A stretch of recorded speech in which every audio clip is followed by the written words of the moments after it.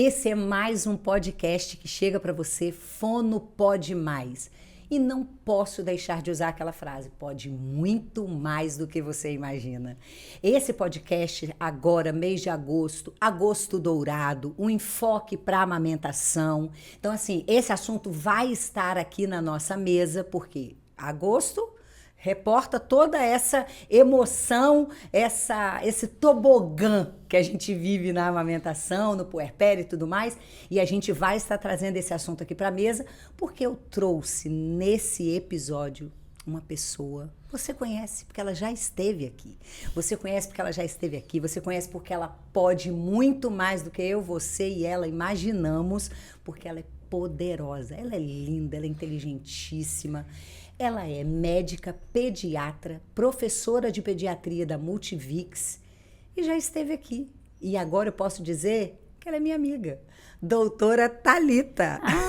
Gente, é um prazer estar aqui. Primeiro queria te agradecer pelo convite, né? É um prazer voltar aqui, né? Ainda mais que o podcast está fazendo 1 ano, está fazendo aniversário. É isso aí.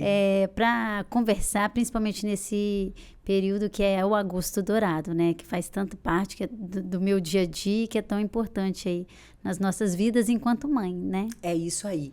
E Thalita, é impressionante como que esse assunto, a amamentação, ele sempre vai permear a vida do fonoaudiólogo que trabalha com neoped, né?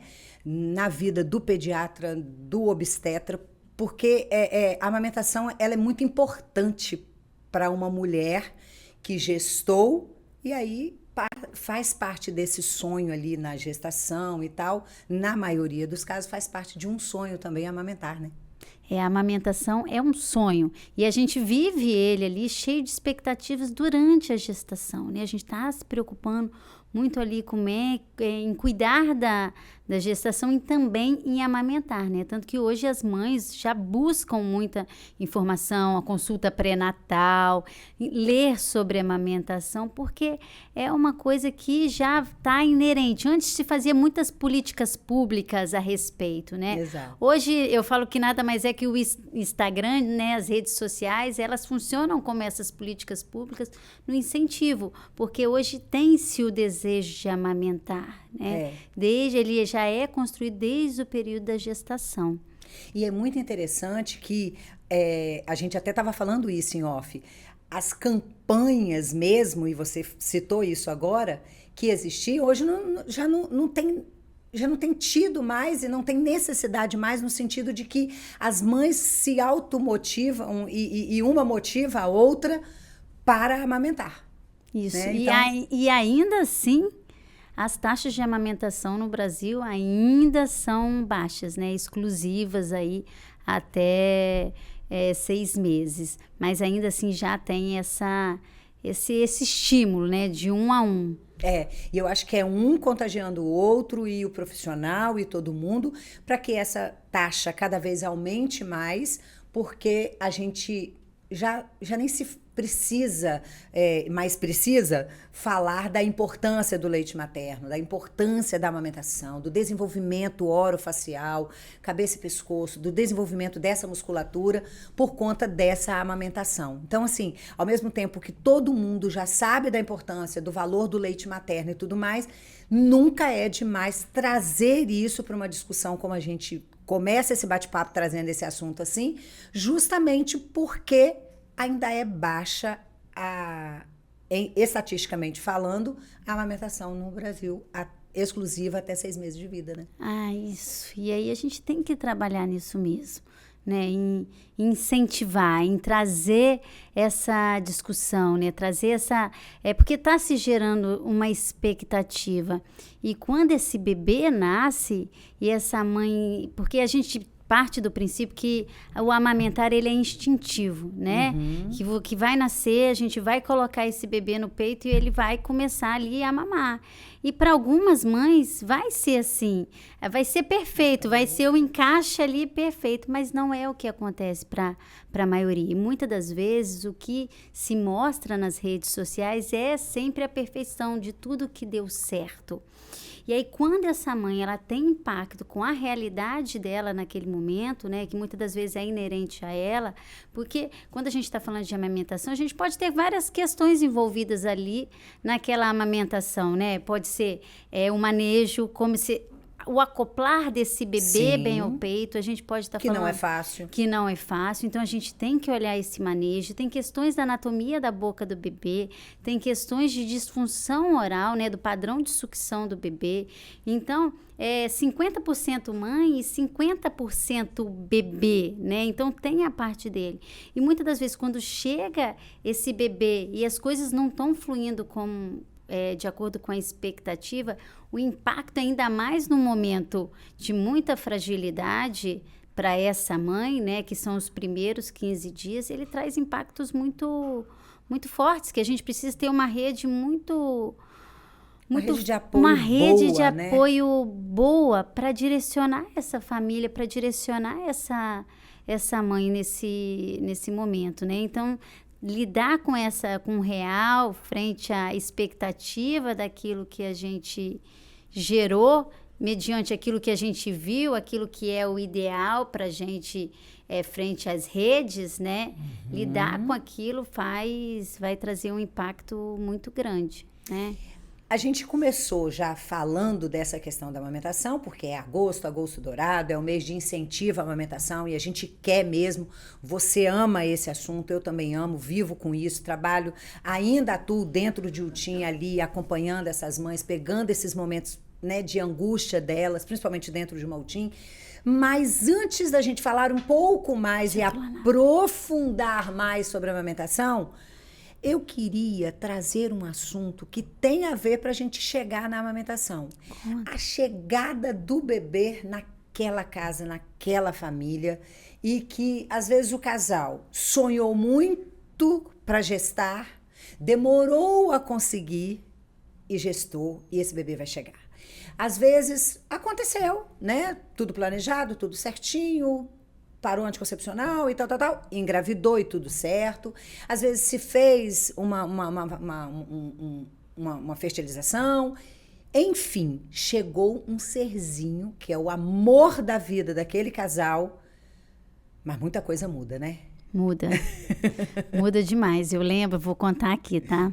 Conta, fica à vontade. Eu gosto de contar essa história, porque eu lembro que o meu filho foi muito sonhado. E quando a gente tem um filho, ele é muito sonhado, Sim. né? O filho real, o filho ideal. E quando ele chegou, e eu cheguei em casa, que eu já estava 2 noites sem dormir, sem saber o que fazer com o bebê no colo, eu pensei, gente, o que eu fui fazer da minha vida? A minha vida era ótima. E assim, não dá para devolver.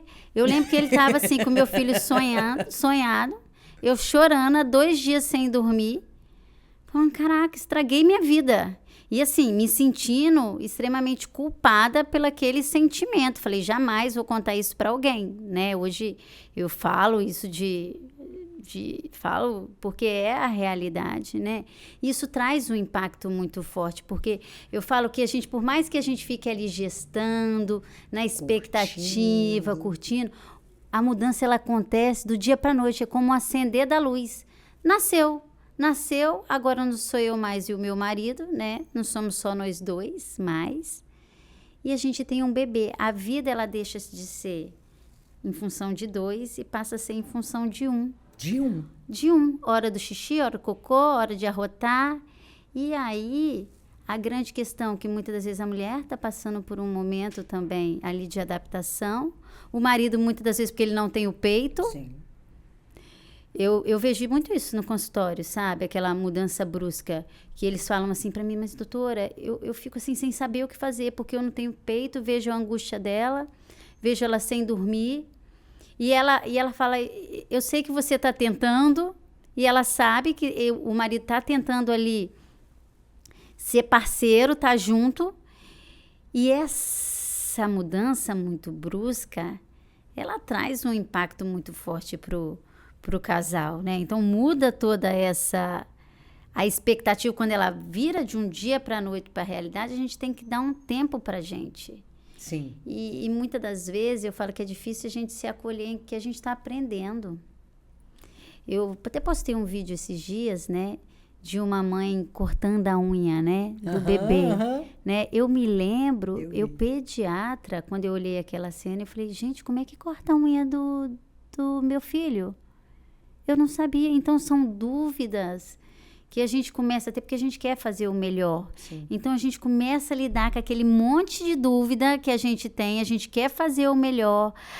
A vida passa a ser em função de um serzinho que a gente amou, Serzinho. que a gente ama, que a gente sonhou, e aí começa aquelas dualidades de sentimentos, né? Que eu quero, eu amo, mas eu tô triste. E num momento onde tudo é um turbilhão, porque o puerpério faz isso, os hormônios da mulher tá...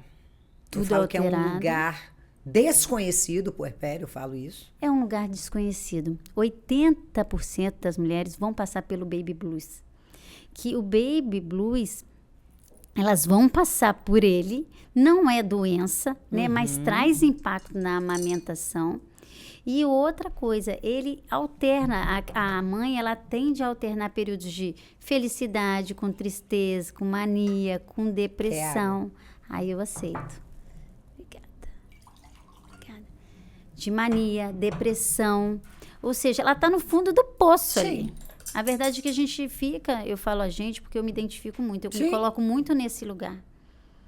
Lidando com a culpa, muitas das vezes da dificuldade de amamentar, com a fissura do peito. E vem culpa que a gente não sabe de onde vem. A gente Se não sente sabe. culpado por coisas que você fala assim, como assim? Né? E eu falo sempre assim, nasceu um bebê, nasceu a mãe, nasceu o pai. Nasce. Ah, mas ela já, até no segundo, terceiro, quarto filho, quem tem as experiências ainda além da minha, que tenho 2 filhos, você também tem 2 filhos, né? Tem dois. Nasceu Maximila, minha filha mais velha, nasceu Gessandra, mãe da Maximila. Quando nasceu Milena, nasceu a mãe para Milena. Porque se eles são diferentes, tem que nascer uma mãe diferente. Porque o bebê tem necessidade diferente, resposta diferente, estímulo diferente, resposta a estímulo diferente, prazer diferente. A amamentação vai ser diferente, vai ser só parecida ou nada parecida. Então, assim, nasceu uma mãe, nasceu um bebê. E se for outro bebê, se for outro bebê, se for outro bebê, nasce mães diferentes também, porque o bebê é diferente. E outra, a gente precisa ter um olhar, enquanto profissional de saúde, é uma coisa que eu falo muito. Um olhar de muita empatia, de muito carinho, quando a gente recebe essa mulher no consultório, essa família no consultório, porque ela está no fundo do poço. E ela precisa, cheia de culpa, tentando lidar com as dificuldades dela, tentando aprender, porque ela acabou de nascer, está com um turbilhão de sentimentos. E a gente precisa se colocar no lugar dela, sabe? A gente precisa acolher, trazer junto. E muitas das vezes a gente precisa ter um olhar, porque além do blues ter um impacto do blues puerperal ter, que nada mais é que uma depressão leve, né? No pós-parto imediato, ele pode se estender além dos 15 dias. Isso é um sinal de alerta muito grande pra gente. E abordar essa família, abordar essa mãe, eu falo que a gente precisa ir assim com muito devagarzinho, porque muitas das vezes para ela é difícil se admitir também, entender que ela não tá legal, sabe? Que aquilo já passou de um normal e que muitas vezes pode vir acompanhado de uma psicose, excesso de zelo, excesso de proteção, clausura, e que ela não sai de casa, ou às vezes aquela mãe que quer sair, quer ir para evento social o tempo inteiro. Então a gente precisa abordar essa família, acolher para a gente intervir. E quando a gente intervém, muda. A família se sente abraçada. E é esse o objetivo mesmo, abraçada né? e acolhida. E nesse momento é isso mesmo, é trazer conforto, sabe? Às vezes eu conheço a mãe, vem para consulta pré-natal, então eu conheço ela sem o bebê, com o bebê na barriga. E aí eu tenho o primeiro contato com ela. Quando ela vem no puerpério imediato, a gente vê. E a gente consegue já perceber quando ela está saindo ou quando ela continua ali. Porque o puerpério, ele é único. E por mais que a gente fale sobre ele, ninguém vai viver ele de forma igual. Não. E nem de um filho para o outro, você concorda? Exatamente. Nem de um filho para o outro ele vai ser igual. Eu tenho uma consultora de amamentação que ela falava assim, o puerpério. Vamos viver o Power Pério. Estamos no Exatamente. Power Pério. Eu falo, e é nada mais é do que o puerpério que cada um vai viver diferente, não vai ser E é um igual para momento ninguém. de expectativa versus Realidade. E viver um luto da vida que tinha. Também, muitas das vezes. Eu lembro que eu me sentia muito triste, né? Eu, por exemplo, eu só fui entender do meu primeiro filho que eu estava com uma depressão pós-parto depois que eu saí dela. Entendeu? Depois que eu saí dela, que eu entendi que eu estava. Porque eu tinha um excesso o meu era excesso de zelo, excesso de cuidado, que comprometia o meu vínculo de certa forma. Então, eu só fui ver depois que eu saí dele. Então, por isso que... E podia ter sido melhor, podia ter sido tratado. Não precisava ter vivido aquilo de uma forma tão prolongada, né? Por isso que hoje no consultório... tão sofrida, né? sofrida, podia ter sido mais leve. Então, porque justamente aquela dificuldade em se reconhecer e se sentir culpada. Como assim? Eu tô assim com o bebê que eu tanto sonhei nos braços, né? E é justamente isso. E o pediatra, eu falo que ele não tem um papel muito fundamental, que é identificar essas nuances. Sabe? E vocês vão abordar. ter um momento que é só vocês que vão ter. Com essa mãe, com essa família, com esse bebê. É um momento que só tem o pediatra mesmo. Para abordar Para abordar esse assunto, porque aquilo está sendo tratado, o bebê está sendo tratado ali na mesa, né? Porque assim, essa vida de mudança, essa mudança brusca que sofre, e aí voltando eu volto sempre porque eu tive isso, eu acho que eu falo que quando eu comecei a passar as dificuldades, eu falava, gente, como é que eu vou ter autoridade para falar sobre a amamentação? Para falar se tudo tá dando errado. Se tudo tá dando errado. No final das contas, eu tive que complementar o meu filho com aleitamento, com complemento. Eu tive depressão pós-parto. Enfim, meu filho não dormia. Então, e eu falava, gente, como é que eu vou falar sobre isso? E eu falo que foi justamente isso que te deu, que me fez entender, que me ajuda a ver na perspectiva do outro, que me faz assim, empatia mesmo, né? Que a gente fala empatia de enxergar o outro e tentar ajudar naquela dificuldade de resgatar ele, porque assim não é fácil. É um momento... E é muito interessante quando você coloca esse sentimento que você teve quando você chegou em casa, que você olhou o que eu fiz. Porque muitas pessoas pensam assim, sentem assim e não falam. E você mesmo disse assim, não vou falar nunca isso para ninguém, mas de fato eu estou sentindo e estou achando isso. Mas hoje você sabe que é libertador falar, e libertador não só para você. Libertador para um monte de mãe que está nos ouvindo agora e que tem esse sentimento. E que tudo bem. Porque, de fato, não que...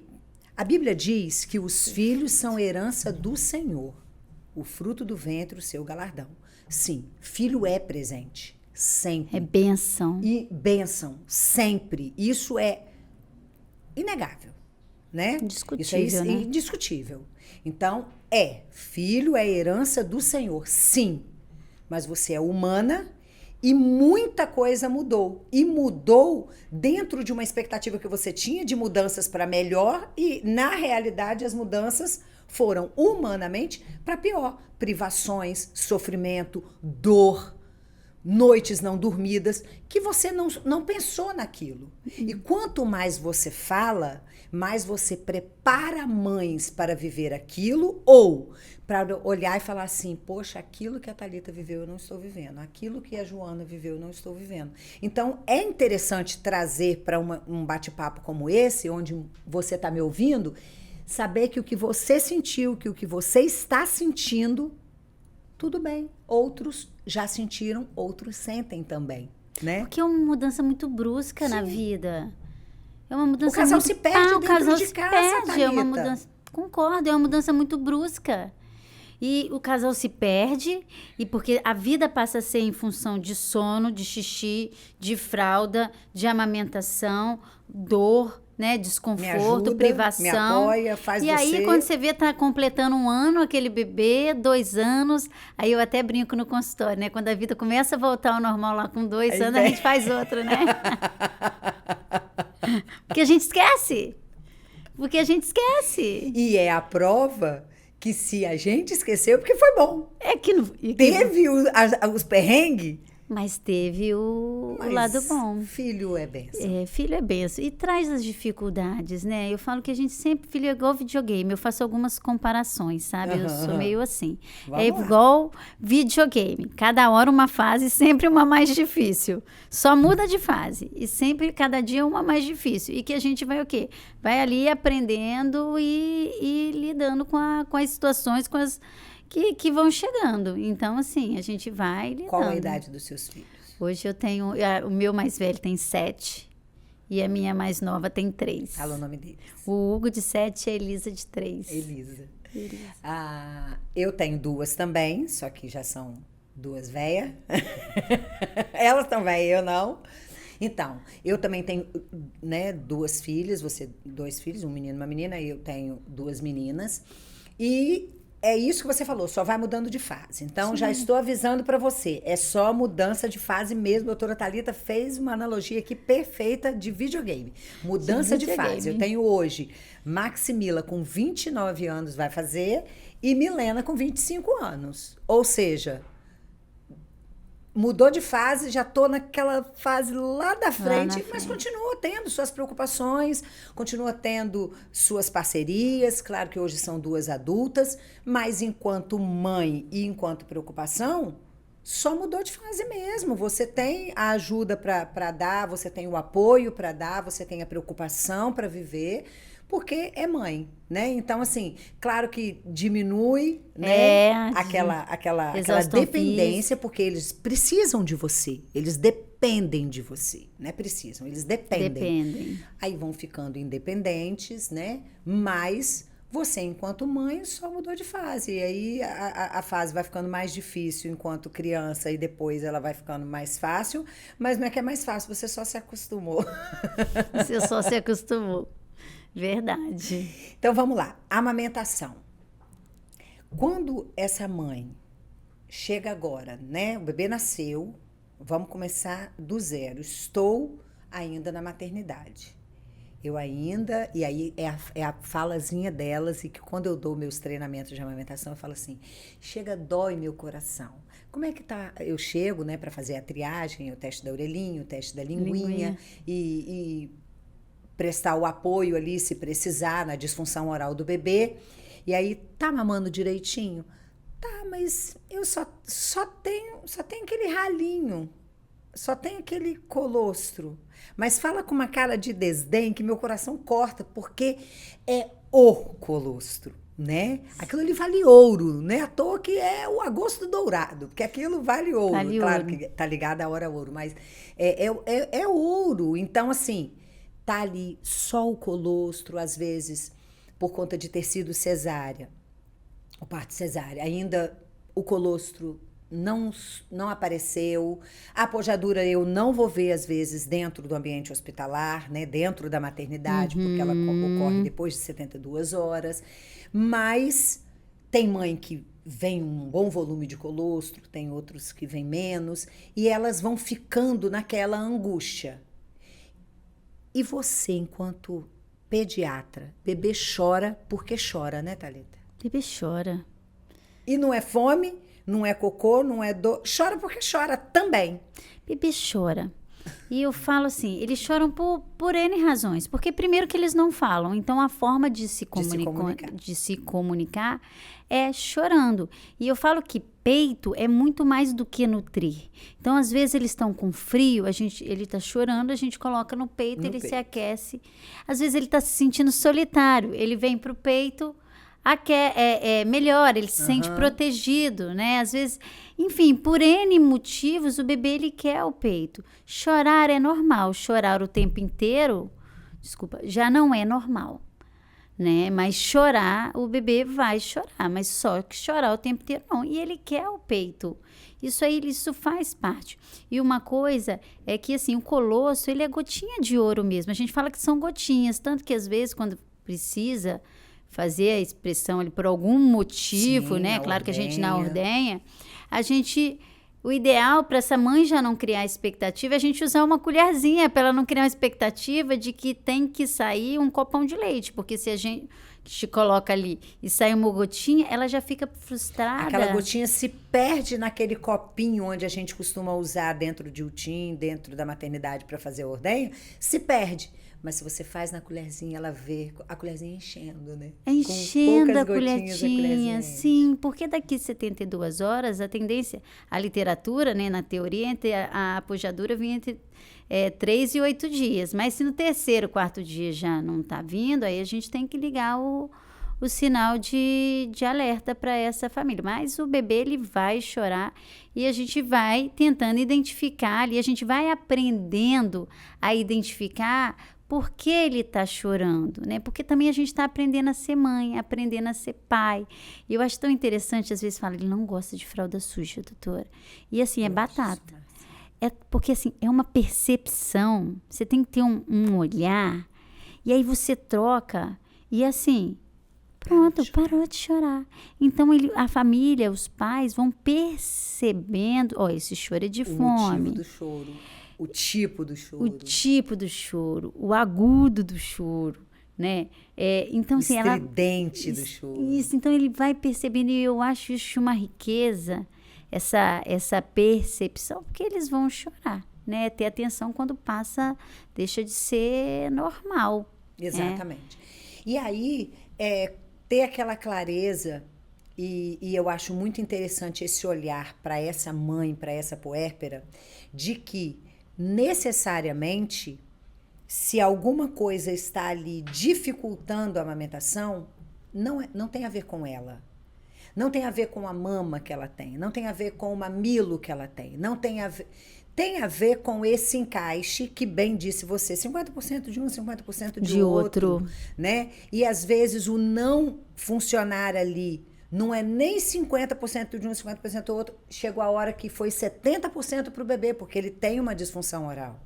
Ele tem uma alteração do frênulo, ele tem uma dificuldade no reflexo de busca e procura, na abertura de boca, no canulamento de língua, na excursão de mandíbula, na excursão de língua. Que isso é inerente à mãe. Exatamente. E aí ela fica ali, tudo eu. Não!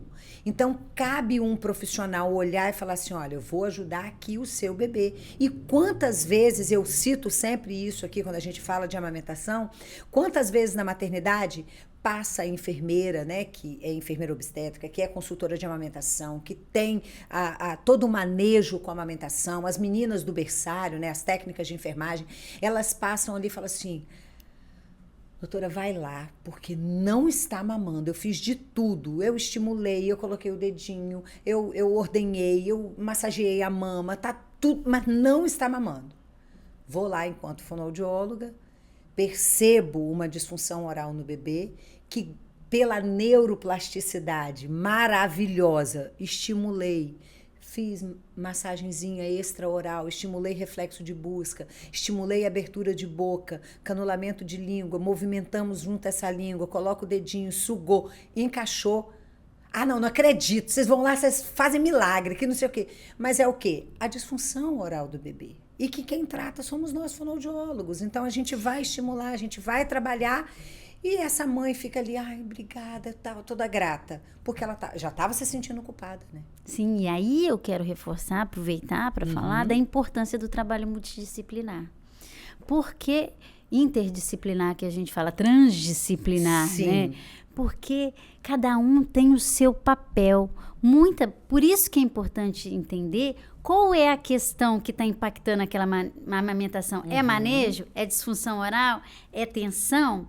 Porque você vê a importância da fono, que as técnicas, né, muitas das vezes as consultoras de amamentação também, elas ficam limitadas. Porque a gente precisa da expertise do fono para trabalhar naquele momento. Muitas das vezes a gente vai precisar da expertise do osteopata também para trabalhar as tensões que esse bebê tem. Às vezes um torcicolo que está dificultando ali as posições. Então eu falo que quando a gente está trabalhando com a amamentação, porque essa mãe, a tendência dessa mãe é achar que é tudo para ela, traz tudo para ela. Que a culpa é dela, que ela que não está produzindo leite, que ela não é capaz, porque por natureza a mãe ela precisa saber que ela está alimentando o seu filho. Isso é instinto de proteção, saber que o seu filho está alimentado. E quando ela se sente incapaz de amamentar, e aí começa a ter o impacto emocional. E por isso que eu falo da importância desse acolhimento intertransdisciplinar, porque cada um vai tendo a sua função e vai trabalhando para essa mãe alcançar aí a expectativa dela, e ela entender que muitas vezes ela não vai alcançar a expectativa, que muitas vezes a gente, enquanto mãe, a gente não vai alcançar as nossas expectativas, mas que a gente conseguiu o melhor para aquilo. Então, esse é o melhor para o meu bebê, porque ainda tem mais uma coisa, é melhor para quem? Isso é o melhor para quem? Porque o que é melhor para mim não é o que é melhor para você. Isso muda. Então, é o melhor, é o que dá para mim. É o que funcionou para minha família, para o meu bebê, para o meu lar, e tá tudo certo, né? E esse olhar enquanto profissional, e que vocês pediatras têm mesmo, de olhar e falar assim, procura um osteopata. Ele vai te ajudar e tal. Você não vai fazer o trabalho, mas você tem o olhar de identificar. Procura um fonoaudiólogo, esse bebê, a abertura de boca dele não tá legal, o movimento de língua dele não tá legal, a excursão de mandíbula dele não tá legal. Procura um fonoaudiólogo, procura uma consultora de amamentação. Então, esse olhar que a gente tem que ter, né, enquanto profissional, de saber assim, eu identifico, mas necessariamente não sou eu que vou tratar. Não sou eu que vou tratar. E como é que a gente só identifica se a gente vê esse bebê mamando. Sim, sim. Se a gente não vê esse bebê mamando, como é que eu vou encaminhar esse bebê? Como é que eu vou tratar? Como é que eu vou identificar as questões, né? E então, quando eu coloco esse bebê para mamar, eu identifico e a gente vai trabalhando junto, eu falo assim, e esse trabalho junto, sabe, ele faz muita diferença. E a gente vai vendo as respostas do bebê. E quando tem freno, o odontopediatra fazer a frenectomia também, quando bem indicada. Quando bem indicada, a gente faz a frenotomia também. E aí a gente vai trabalhando junto e as coisas vão caminhando, né? E você vai vendo a felicidade dessas famílias. As realizações, que até quando a gente não consegue fazer um aleitamento exclusivo, terminar num aleitamento exclusivo, ela tem convicção de que tudo foi feito. Tentou de tudo. Que tudo foi tentado. Né? Ela tentou, ela deu o melhor, profissionais deram o seu melhor. Porque você olhar para trás e ver que alguma coisa não foi vista, faz o quê? A culpa, né? Que já acompanha. Mas e se? Então, quando a gente vem e essa criança, ela é vista toda, ela tem a certeza de que tudo foi feito, tá tudo certo. Tá tudo certo. É o melhor que tem pra gente, bola pra frente. E dentro dessa amamentação, você citou aqui agora há pouco, o que funcionou para mim foi isso. Isso funcionou para mim, deu certo. Eu posso até conversar com uma mãezinha que está aqui comigo, que é da minha família, que é uma colega e tal, e falar com ela o que deu certo para mim. Mas nunca impor que o que deu certo para mim tem que dar certo para ela, porque necessariamente não é assim, né? Não. O que deu certo para mim não vai dar certo. Por isso que com o estudo e com o avanço nesse processo da amamentação, as coisas vão facilitando para todo mundo. A gente estava conversando antes de iniciar o podcast, foi o quê? Posição de amamentar. Sim. Como isso é importante hoje? Eu não sei, né? Até porque seu mais velho tem 7 anos. Tem 7 anos, 3. 3. Então, quando eu amamentei, há 28 anos atrás, Mila ainda vai fazer 29, daqui a pouco ela briga comigo. Há 28 anos atrás, Eu só conhecia a posição tradicional. Funcionou? Funcionou. Eu tenho uma história com a amamentação muito tranquila, que eu sei que algumas mães têm, mas não é a maioria. Então, eu tenho uma história com a amamentação muito tranquila. Eu só conhecia a posição tradicional. Aquela posição que a sua piquititinha pega a bonequinha dela e já coloca. Já coloca. Necessariamente vai funcionar essa posição para todo mundo? Não. Mas na minha época, nem outra posição eu sabia que existia. Ninguém falava disso. E olha como que as coisas vêm para nos ajudar. Esses bebês pigs ou os prematuros, como que eles são favorecidos com a posição cavalinho? Sentadinho ali, né? Ter o apoio da almofada de amamentação que não existia na minha época. Há 28 anos atrás, eu não conhecia a almofada de amamentação. Como que você vai fazer uma posição invertida? Você vai adaptar com o travesseiro e tudo bem. Se você não tem almofada de amamentação, dobra umas mantas, dobra um edredom. Um travesseiro. Na UTIM eu faço muito isso, na maternidade eu faço muito isso, porque a pessoa não leva às vezes, né? Então, assim, mas a gente não conhecia o benefício dessas outras posições. Um bebê que é sonolento, um bebê que é preguiçosinho, que ele é menorzinho, a posição invertida favorece, a tradicional invertida favorece. Então, quer ver como que os estudos e a consultoria de amamentação e o aporte e o suporte que esses profissionais dão, que nós, como profissionais, estamos dando, como que isso muda a história da amamentação de muitas mulheres, né? Muda. Hoje a gente ainda tem o laser, né? As consultoras que trabalham diretamente com a fissura, né? Ajuda na cicatrização de fissura. As consultoras de amamentação, elas fazem um trabalho brilhante de estar junto com a família ali. E elas são extremamente importantes, né? Eu falo assim, que a gente tem que estar ali junta, conversando o tempo inteiro, para a gente falar a mesma... para apoiar essa família, para a gente falar a mesma língua. Para apoiar essa família, né? Então, assim, elas são, assim, sensacionais. Mesmo. E você orientar ali, não tem receita de bolo para amamentação. Não tem. Existe uma gama de orientação que a gente pode dar. A gente tem as posições que a gente pode tentar até você achar aquela e que fique bem claro. Concorda comigo, Thalita? A posição da amamentação ela não pode ser boa só para o bebê, ela tem que ser boa para a mãe e com certeza, trazer conforto. Porque direto a gente...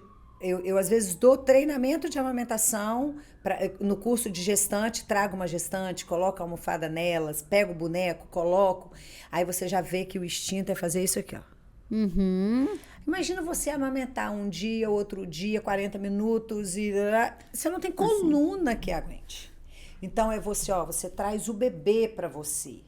E aí, o suporte da almofada de amamentação vem para isso também. Então, assim, essas orientações de que não pode ser bom só para o bebê. A posição tem que ser favorável para você também. Você tem que se sentir bem com aquela posição.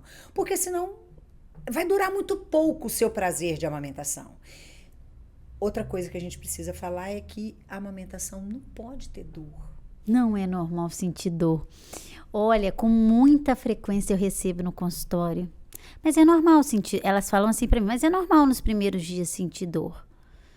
Não é normal. Os primeiros 5 segundos, você sentir um desconforto no início da amamentação, é normal. Depois disso, porque a gente tem uma tendência enquanto mãe, eu falo muito que eu sempre tento, eu me coloco também nesse lugar, né? A nossa tendência é o quê? Para dar certo, a gente fica segurando aquela dorzinha lá no fundo ali, ó. Porque a gente quer que o bebê, esteja nutrindo. E quanto mais eu vou segurando, mesmo que seja aquela dorzinha fina, mais está fissurando esse peito. Vai virar uma fissura. Mais está fissurando esse peito, mais está fissurando esse peito.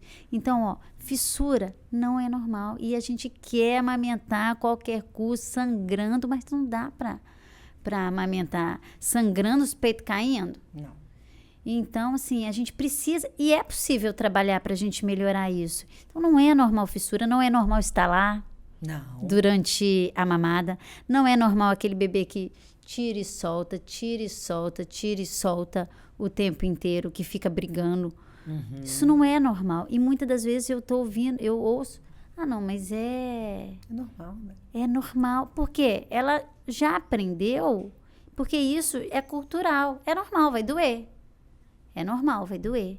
E não é normal. Não. Né? Aquele primeiro momento, como bem disse você, do atrito, né? Da mama ser um lugar sensível, não é exposto ao sol, como os braços, esbarra e tal. Não, mama é um lugar guardado e aí é sensível. Então, aquele atrito do primeiro momento, mas o bebê continuou sugando, não tem dor. Tá doendo? Tira, coloca de novo. Eu falo para as mãezinhas tá doendo, que vão no meu consultório. Eu falo, ó, tira, coloca de novo. Se for preciso, tira 5, 10 vezes. Exatamente e o que eu coloca falo. de novo. Exatamente. Não pode ter dor. Não pode. Não pode.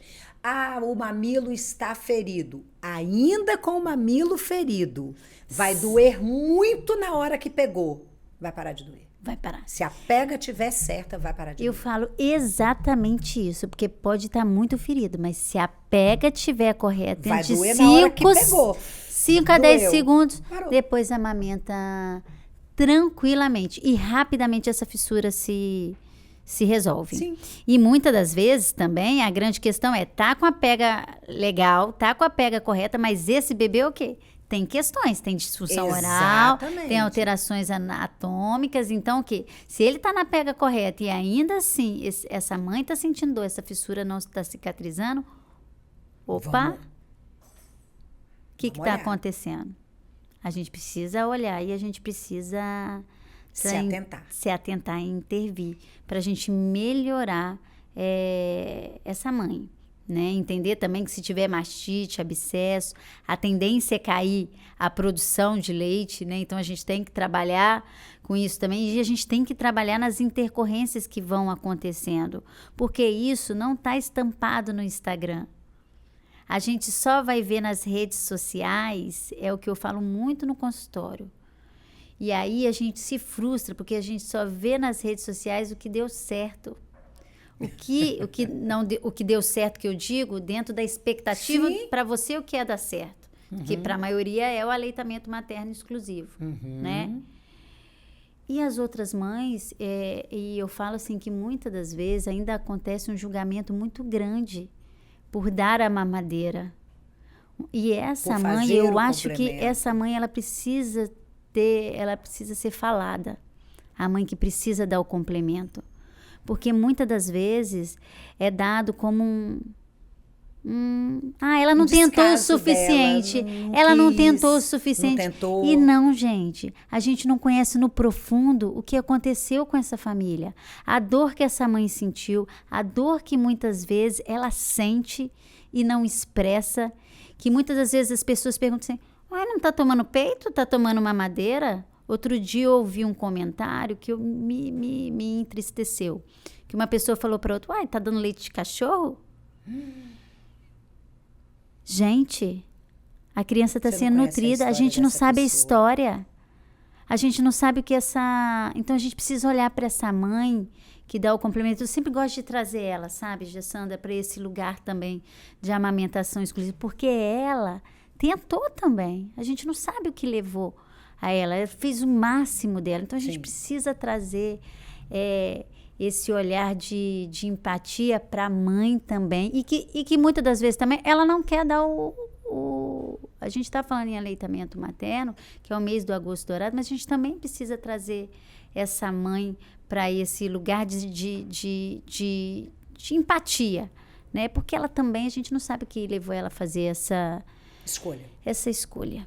Né? Então, eu gosto de trazer ela. E eu gosto de trazer que tem quem não quer e tudo bem, porque tudo tem a história dela que você não conhece, não cabe você julgar. Concordo com você. E tem quem não pode. E tem quem não pode.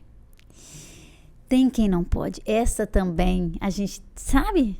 Então, por isso a questão de eu vou contar uma história aqui. Julgar. Que foi uma história que me impactou muito. Nesse meu tempo de ajudar, de dar consultoria de amamentação. Eu estava na UTIM e eu estou ali com uma mãe que quando eu me abordei com todo o meu carinho, né? Graças a Deus, as pessoas falam muito desse meu jeito de acolher e tal. E eu abordei aquela mãe e tal. Vamos colocar o bebê para mamar? Ela falou assim, eu acho que eu não vou conseguir. De cara. Ela falou para mim, eu acho que eu não vou conseguir. Eu falei, sério, mas por quê? Ela falou, não, eu não amamentei meu outro filho, eu não vou conseguir, eu sinto muita dor no meu seio, no meu mamilo, eu não vou conseguir. E eu falei assim, tá, você quer que eu te ajude? Você quer que eu te ajude a tentar? Ela falou, doutora, eu não vou conseguir. Eu falei assim, ela falou, minha mama inclusive está muito cheia, mas eu não vou conseguir. Eu falei, eu posso tocar? Aí ela já me olhou. Aí eu percebi no ar, né? Uma coisa no ar. Aí eu falei assim, eu posso massagear a sua mama e ver como que está? Ela falou assim, pode, mas se me incomodar, você para? Eu falei, claro, perfeitamente. Thalita, quando eu peguei na mama dela, eu ainda, por ter percebido isso, de longe, eu ainda estava, ó, distante. Ela já fazia uma repulsa fora de tudo que eu já vi. E o que eu já vi foi todo tipo de mãe com dor, com mama engurgitada, com mama com mastite, com mama fissurada, tudo. Tem mãe que tem muita sensibilidade. E ela fazia a sensibilidade lá. Eu falei, você tem muita sensibilidade, né? Ela falou, tenho. Eu falei, sim. Ela falou, e por isso que eu não conseguia amamentar o outro. Eu sinto um incômodo muito grande. Aí ela começou a chorar. Eu sinto um incômodo muito grande. Eu pego meu filho, é o meu prazer. Mas quando ele encosta a boca no meu seio, é horrível para mim. É a pior sensação que eu já senti na vida. Eu falei, sério? Ela falou, sério. Eu falei, poxa, então, assim, não se sinta culpada disso. Tá tudo bem. Isso acontece. E fui conversando. E essa mãe só chorava. E a gente foi conversando e eu fui buscando aquele choro dela, como você disse assim, quando chora parece que... eu gosto, porque a pessoa tá confiando, a pessoa tá se abrindo. Tá se abrindo. E aí eu fui buscando. Enfim, essa mãe ela foi abusada. A infância e a adolescência dela toda. Principalmente nos seios. E ela não aguenta toque no seio. E ela confessou que o marido nunca namorou nos seios dela, porque ele sabe que não pode. Agora, você imagina os julgamentos que essa mulher já enfrentou por algo tão dolorido para ela. E aí eu falei assim, você já tentou, e aí agora ouve o podcast todo para você não me julgar, porque aqui o podcast é meu, nós não vamos fazer corte dessa fala, né? Porque hoje em dia eu vou falar assim, vai fazer um corte. Faz um corte. Mas escuta o podcast todo e essa história. Eu falei para ela assim, você já tentou o bico de silicone? Ela falou assim, não. Eu falei, vamos tentar? Mentira. Colocamos o bico de silicone. Pronto. Eu encontrei com essa mãe tem 1 mês. Esses bebês estão enormes, porque era gemelar. Essa mãe amamentou até 6 meses, exclusivos gemelares dela, com bico de silicone. E todo mundo, aí o julgado não era ela não, o julgado era a fono. Porque todo mundo que chegava falava assim, por que você indicou bico de silicone pra ela? Porque ela tinha um mamilo enorme. Ela tinha uma mama maravilhosa. Isso que eu falo. E aí eu falava assim, então, precisou, porque eu não vou ficar contando a história de ninguém pra ninguém. Eu falava assim, não, porque no caso dela precisou. E tipo, deixa que eu sei o que eu tô fazendo. Porque ela amamentou. E para você ter noção da sensibilidade dela e do que isso era na cabeça dela, ela conseguiu usar a bomba, que ela nem bomba conseguiu usar. Ela colocava o bico de silicone e colocava a bomba e ela ordenhava pro outro filho. Pro outro filho. Com o bico de silicone, ela conseguia ordenhar com a bomba. Que ela nem isso conseguia fazer. Olha isso. E aí eu volto para você. É o melhor. É o melhor para quem? Para quem? É a história de quem? É a história de quem? De quem que eu tô falando? Entendeu? Então, você entender essa família e acolher para fazer aquilo que é funcional. E que é o mais indicado para ela naquele momento. Para aquela função. Pronto. Não adianta eu querer um aleitamento materno exclusivo a qualquer força se não é o desejo da mãe. Sim. Mas se é o desejo dela, o aleitamento materno exclusivo, a gente vai batalhar por ele. Vamos, de alguma forma, a gente vai conseguir. A gente vai batalhar por ele até o final. E essa mãe só falava assim, poxa, Eu podia ter amamentado meu outro. Tinha 4 Aí anos vem, de aí outro. aquilo que eu te falo, e se eu tivesse lá atrás? Eu podia ter amamentado. Falei, se não, Papai do Céu é quem escreve a nossa história. Eu falo sempre isso, Thalita. Eu falo, Deus é quem escreve a nossa história. Foi o que tinha que ser. Sim. Você fez o que você conseguiu fazer e tudo bem. Curte a sua amamentação agora. Porque o outro está lindo, maravilhoso e a não amamentação E tá tudo não impediu que ele fosse quem ele é hoje com 4 aninhos, né? E tá tudo bem, né? E ela conseguiu fazer diferente nessa. Então, eu falo que a amamentação está muito ligada a histórias também, né? Histórias de vida. Exato. Né? E o parceiro que você tem, a rede de apoio que você tem, tudo isso vai influenciando para que ela aconteça. Isso faz diferença total. E eu não sei se você já pegou isso no seu consultório. Pai que ajuda você, com certeza você coloca ali o bebê para mamar, porque você quer assistir, porque você quer ver, para identificar o que pode estar acontecendo, né? Para um não ganho de peso, uma perda de peso, uma mama fissurada, aí você tá ali, você acolhe, coloca para amamentar. E o pai tá ali, quer aprender. Coisa linda, gente. O pai tá ali. Doutora, como é que eu faço? Como é que eu pego? Porque a gente tá pegando, né? Nós estamos pegando na mama, a gente tá pegando no mamilo, a gente tá fazendo a prega, a gente tá fazendo a pinça, a gente tá segurando a cabeça do bebê e ele quer aprender. Olha que coisa linda, gente. Ele quer aprender. Ele quer aprender. E o pai, quando é parceiro, a gente percebe que as coisas fluem muito melhor. Quando ele tá ali naquela parceria junto ali, sabe? Que eu gosto de falar que é parceria. Então, que eles são parceiros, vai fluindo melhor, porque ele tá ali tentando. E aquilo que eu falei, que às vezes ele quer ajudar, muitas das vezes ele quer estar ali na parceria ajudando, e ele fica sem saber o que fazer, né? E quando ele quer aprender, é bonitinho demais de ver. E aí, assim, como você bem disse, é o mês de incentivo à amamentação, mas a gente precisa ter muito respeito por quem não quer, sobretudo por quem não pode amamentar, né? Exatamente. E aí eu vou contar só mais essa história e deixo para você fazer seu comentário. Eu estava dando um curso de amamentação para gestantes e aí tinha uma mãezinha lá, uma gestantezinha fazendo esse curso. E aí eu sempre termino meu curso de amamentação. Eu já contei essa história aqui no podcast. Eu sempre termino pegando uma mamadeira e falando, se você não consegue, se você não pode, se você não quer amamentar vai além de seio materno e o bebê. Faça do seu momento com o seu bebê naquela mamadeira um momento único. É um momento seu com o seu bebê. E você faz daquele momento um momento único, porque muitas mulheres não amamentam porque não podem amamentar. Mas ela faz daquele momento, ela, bebê e a mamadeira, o melhor momento de amamentação e exclusivo para ela e para o bebê dela. E aí eu me emociono falando disso, as pessoas se emocionam e tal. O curso acabou, veio uma gestante, barrigudona, aí falou assim, agora eu entendi por que eu tinha que ficar aqui.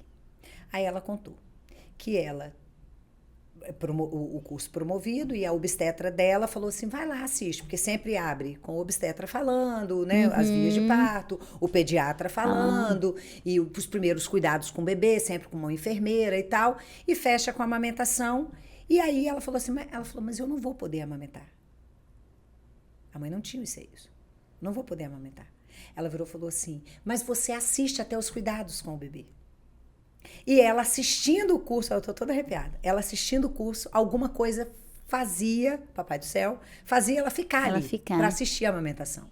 E ela ouviu tudo que eu falei de amamentação e o tempo inteiro com muito respeito, trazendo, isso que você fez muito bem aqui na mesa, trazendo o olhar para quem não quer, trazendo o olhar para quem não pode, trazendo o olhar para quem não consegue e tal. E fechei com esse momento. Ela virou e falou assim, eu vou amamentar o meu bebê com mamadeira. Chorando, Thalita, eu vou amamentar o meu bebê com mamadeira.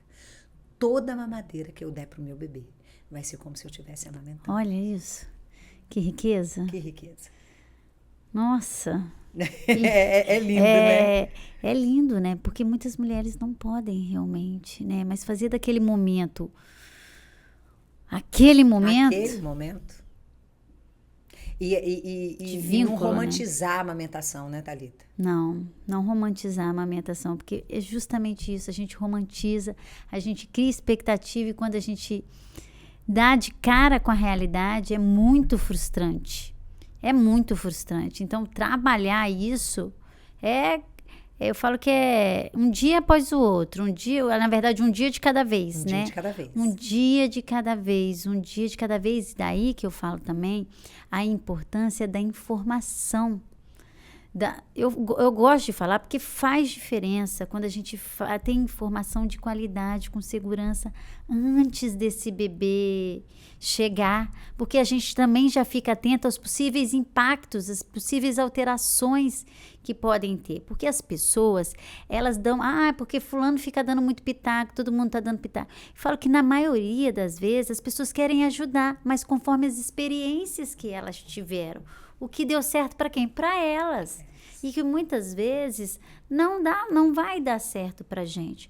Mas quando a gente já tem uma informação de qualidade, né, a tendência é a gente ceder menos à pressão, porque a gente fica muito vulnerável também.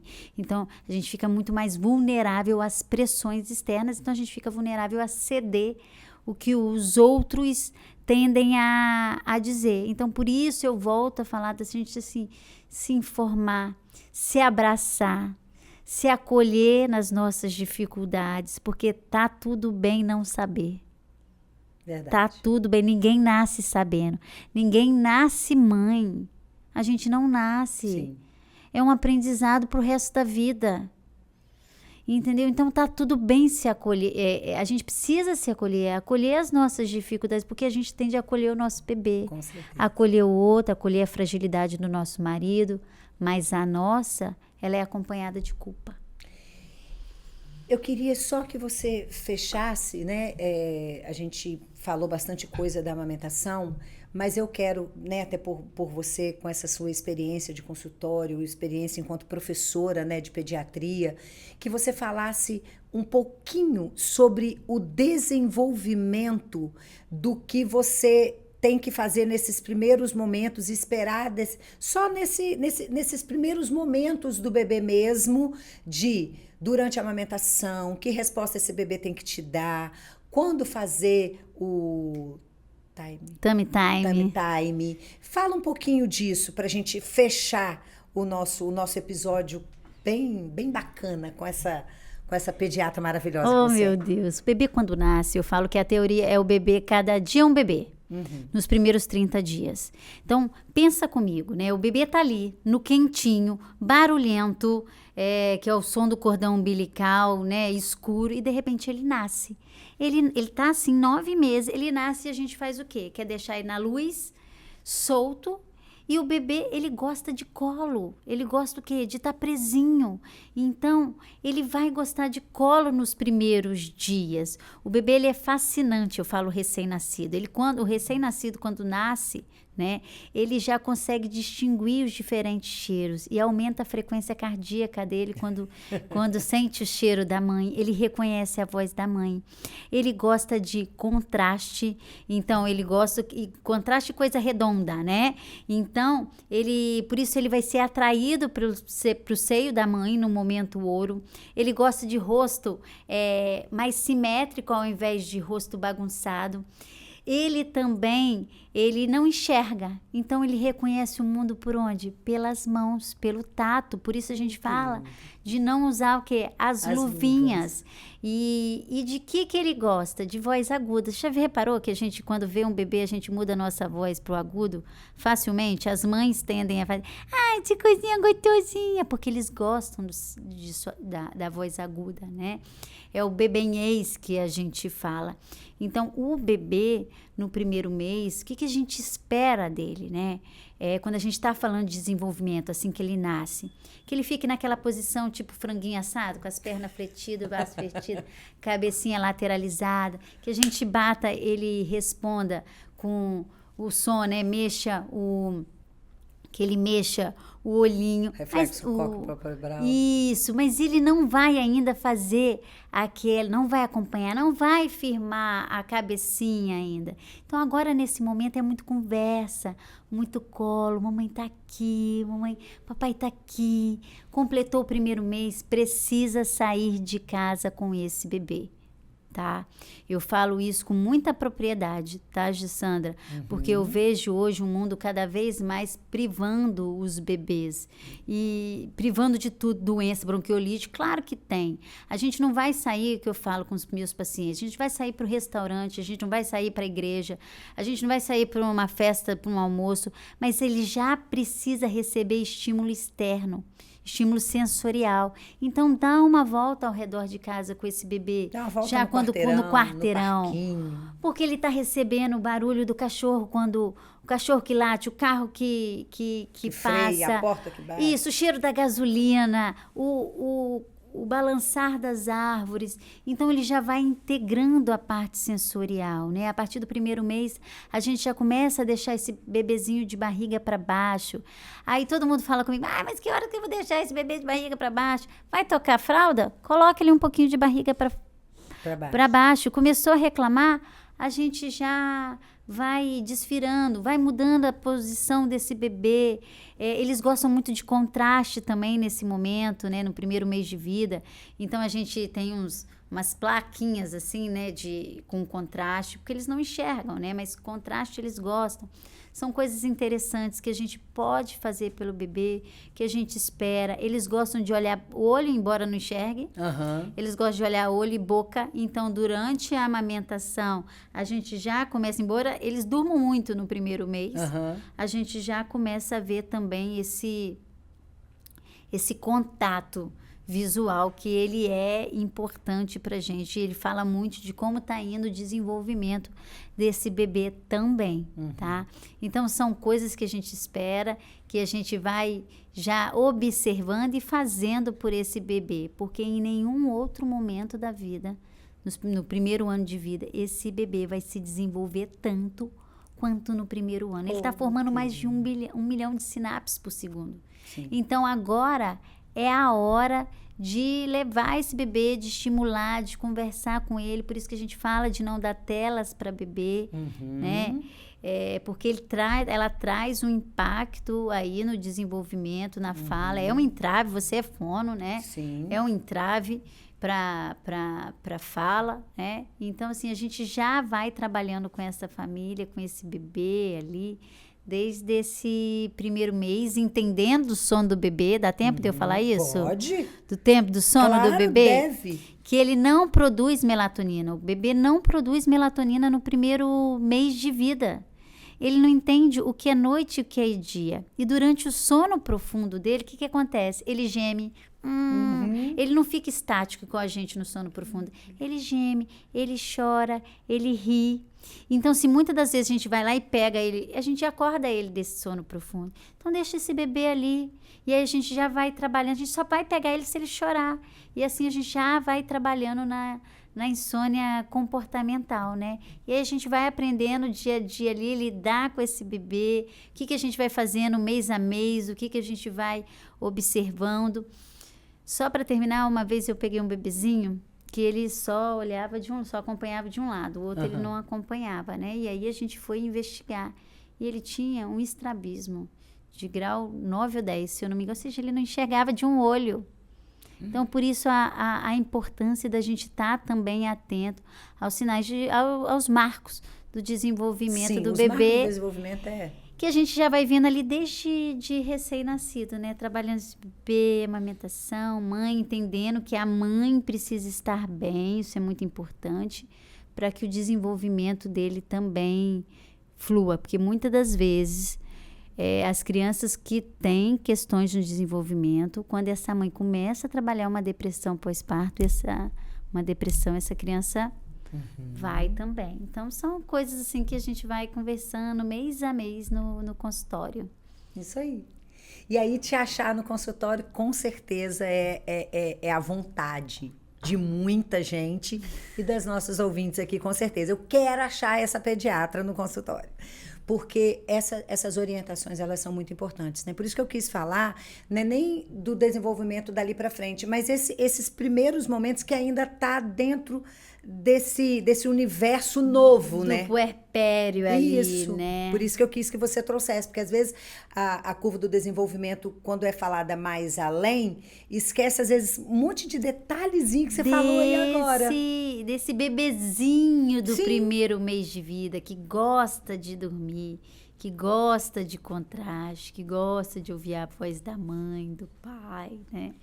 Que são os estímulos mesmo, né? Isso é o estímulo. Não precisa nada além. Muito interessante tirar o bebê de fora de casa, né? Isso, tirar ele de bebê conforto. Aham. Lugar de bebê não é para bebê conforto. Acaba fazendo torcicolo posicional. Não é lugar de bebê, sabe? No primeiro mês de vida. Claro que para passear não, para ir pro médico, para pegar no carro, ok, Sim. beleza. Mas fora isso, não é lugar de bebê também. Então, isso são coisas, são pontos que a gente precisa se atentar também, né? Precisa. E deixar o bebê à vontade. No início, eles sentem falta do charutinho, porque ele precisa... Você faz aquilo, né? Põe o úterozinho, enxaruta ele, às vezes isso acalma ele, tá junto da mãe ou do pai, acalma. O colo, mas tem a hora que você precisa deixar na cama, deixar no tapete. Colocar ele de barriga para baixo, né? Para ir estimulando esse bebê, né? Na verdade, porque eu falo que a gente é facilitador, né? Não um estimulador, mas Sim. Eu gosto de dizer que a gente é facilitador do desenvolvimento, porque estímulo o tempo inteiro também. Não é indicado. Legal, né? Então que bom. Thalita, eu amei você de volta aqui no Fono Pode Mais. 1 ano de Fono Pode Mais já, né? A gente tá comemorando aí 1 ano de Fono Pode Mais.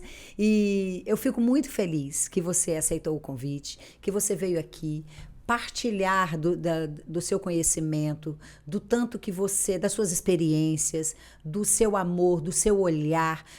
Desde quando eu te conheci, eu vi em você esse olhar diferenciado, além daquilo que a teoria te fala, né? Que o bebê tem isso, que o bebê tem aquilo, que a mãe apresenta isso. Não, o seu olhar é aquele olhar amplo. Você é uma pediatra que olha para a mãe, você é uma pediatra que olha para o pai, você é um pediatra que olha para a família, que acolhe. E isso aí é presente de Papai do Céu para você, e você na vida dos seus pacientes, da família dos seus pacientes, com certeza é presente de Deus, porque eu amei te conhecer. Obrigada. Amei hoje poder dizer, né, que você é uma amiga, que você é uma colega e que eu tive acesso a você, trazer você de volta aqui, um ano de podcast, trazer você de volta para falar de um assunto que me emociona, que faz parte da minha vida, que é a amamentação, que é o desenvolvimento do bebê, que é a disfunção oral do bebê. Eu estou muito feliz porque você aceitou o convite. Obrigada mesmo. Obrigada. É um prazer estar aqui de volta, assim, de coração. E isso que você falou, né? Não tem como. Eu falo que o pediatra, ele não pode gostar só de criança, ele tem que gostar de pai e de mãe. Ele tem que gostar de família. Porque não tem como cuidar de um bebê se a gente não olha para essa família. Sim. Então, assim, é o que eu busco, né? Fico feliz pelo seu olhar, né? Feliz em estar aqui participando do podcast. Você é uma fono que eu tenho muito carinho. Quando eu vejo lá uma avaliação da Gessandra, eu falo, é Gessandra, hein, gente? Essa aqui tá validada, hein? Então, fico muito feliz mesmo. Ainda mais que você recebe tantos profissionais aqui, né? Trabalha com qualidade, com informação de qualidade. Então, para mim é uma alegria muito imensa. Eu quero te agradecer. Obrigada. Viu? Obrigada mesmo. Usa a sua câmera e deixa uma mensagem linda para as mãezinhas. Tudo que você já falou já foram mensagens, mas agora direcionada mesmo para essas mãezinhas, nesse primeiro momento com o bebê e tal. Deixa a sua mensagem para elas. Gente, ela me pega de última hora, Pego. Tá? Ela me pega, tá? Mas o que eu queria deixar para você, né? Se informe. Não deixe, eu gosto de falar muito isso, não deixe para a última hora para escolher o seu pediatra, para escolher a sua consultora de amamentação, para escolher os profissionais que vão te acolher no momento que o seu bebê chegar. Porque a gente se preocupa muito com o nascimento do bebê, e a gente tem que se preocupar mesmo, mas o pós, quando a gente deixa para a última hora, na hora que a gente vê com aquele pacotinho, a gente sai batendo na porta de todo mundo. E o primeiro que tem vaga, a gente faz o quê? A gente vai, e muitas das vezes ele pode não ter aquilo que você preza. Então busque, não deixe para a última hora, para que você tenha ali um puerpério regado de carinho, né, de acolhimento, porque com certeza isso vai fazer diferença. Se acolha, se abrace, tá tudo bem, vai ficar tudo bem. É isso. Gente, esse foi mais um podcast Fono Pode Mais. Depois de um ano de podcast, trago a doutora Thalita e eu tenho certeza que você gostou muito. Essa mulher é brilhante. E se você quer encontrar a doutora Thalita, não deixe de segui-la na rede social. Vai estar aqui a rede social dela, o Instagram dela. É recheado de informação, recheado de notícia, recheado de acolhimento, recheado dessa beleza que essa mulher é. Então siga na rede social, siga o nosso Instagram também, siga no canal, ative o sininho, deixe seu comentário. Vem viajar no Fono Pode Mais, porque você não vai perder, você só vai ganhar em conhecimento e informação. Viva o seu puerpério, viva a sua gestação, viva a sua amamentação, seja feliz. Você pode muito mais do que você imagina. Beijo e até o próximo.